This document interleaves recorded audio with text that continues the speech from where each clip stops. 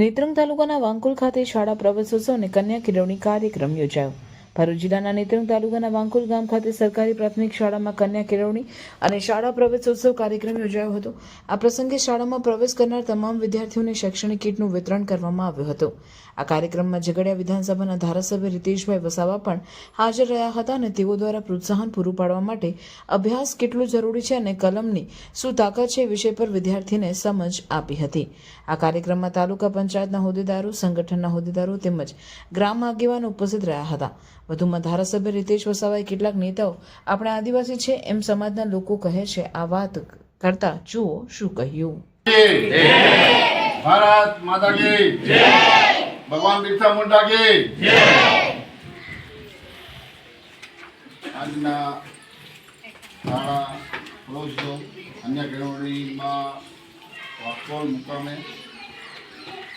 ઉપસ્થિત તાલુકા પંચાયતના પ્રમુખ શ્રી વસુધાબેન, તાલુકા પંચાયતના પ્રમુખ શ્રી તેમજ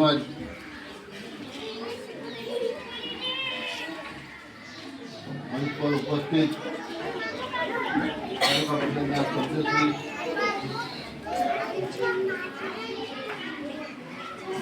સંગઠનના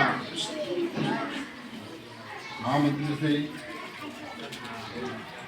ક્ષેત્રના ટીચરશ્રી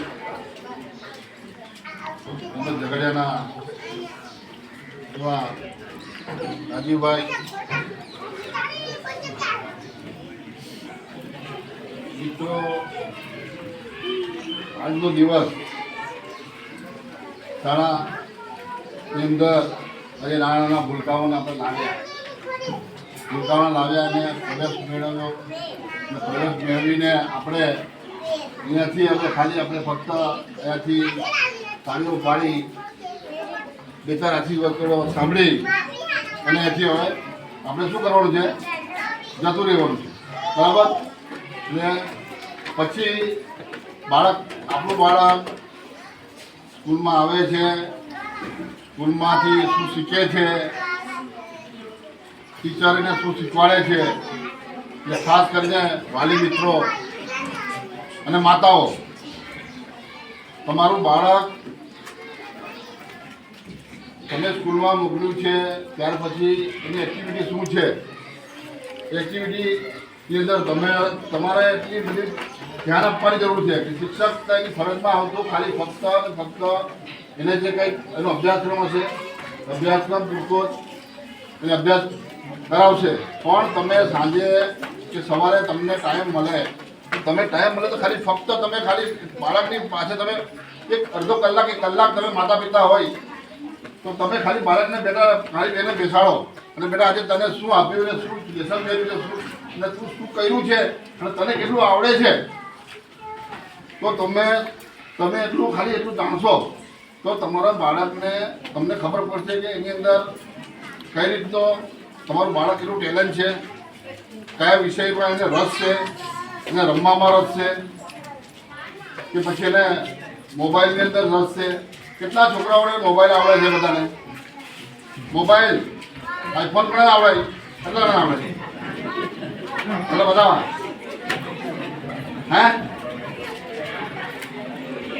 આ કોઈને નથી આવડતા, બહેનોને પહેલા મોબાઈલ નહીં, આ મોબાઈલ વિશે ખબર નથી પડતી, હા। એટલે આજના યુગમાં મોબાઈલ પણ જરૂરી છે, એટલો જ જરૂરી છે, ભણવામાં પણ છે, પણ બીજી જે આની અંદર જે બીજી જે સિસ્ટમ ખરાબ સિસ્ટમ છે, ખરાબ સિસ્ટમની અંદર આપણું બાળક નહીં આવે અને બધા જ આની અંદર નાના મોટા બધા જ આવી જાય છે, એટલે એના જે અંદર જેટલું લેવાનું છે એટલું લેવાનું છે, બાકીનું બધું જે છે શિક્ષણ છે।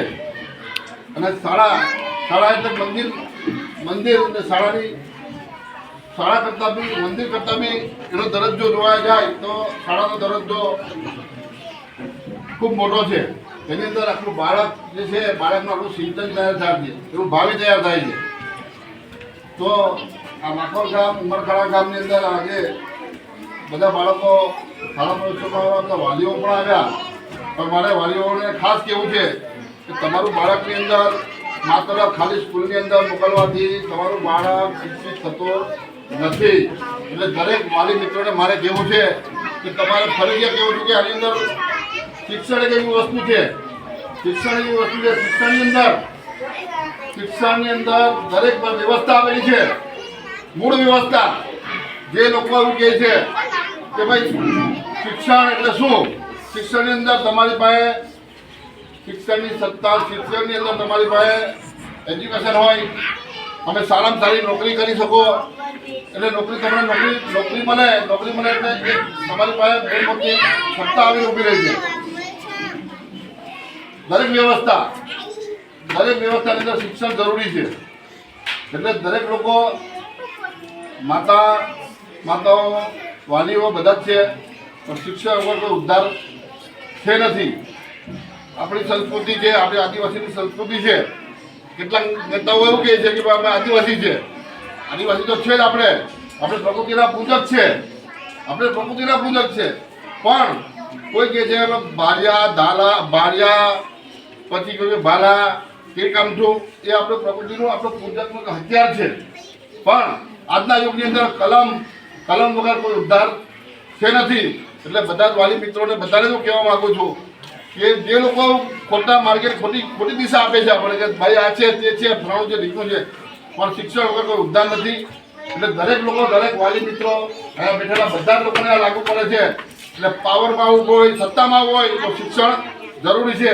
એટલે અહીંયા બેઠેલા તમામ બધાનો આભાર માનું છું. ભારત માતા કી જય.